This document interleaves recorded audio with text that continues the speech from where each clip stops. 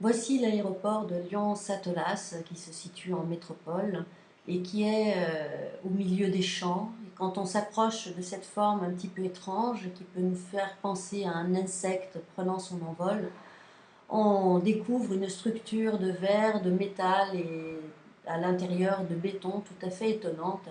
Une structure organique, on va dire organique, c'est-à-dire qui fait penser à des éléments de la nature. Voilà, donc c'est l'aéroport de Satolas qui invite par sa forme élégante et aussi fine que celle d'une ossature d'un oiseau, qui nous invite à l'envol. Quand il fait jour, donc on découvre un petit peu mieux cette forme aérodynamique qui s'envole dans le ciel. On découvre une sorte de cathédrale de verre et d'ossature métallique avec une toiture arrondie et légèrement creuse qui prend racine dans la terre avec ses deux parties en béton qui épousent parfaitement la suite de cette structure métal.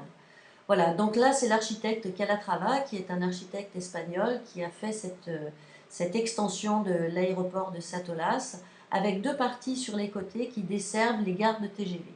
Ces parties qui desservent les gares de TGV sont en béton et en verre et on dirait qu'on se trouve à l'intérieur d'un corps d'un oiseau ou d'un animal gigantesque prêt à nous emmener dans les entrailles de la terre euh, puisque ces gares de TGV sont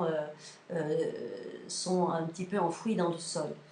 Voilà, donc ici, ce hall central, donc on est à l'intérieur de cette carcasse d'oiseau ou de cet insecte absolument étrange et étonnant.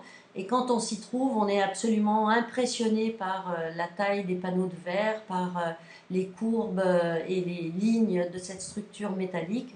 Et on peut dire que le voyage commence. Voici une autre photographie en couleur. C'est absolument étonnant et étrange de se retrouver à l'intérieur de ce bâtiment qui surprend par ses formes et par son aérodynamisme.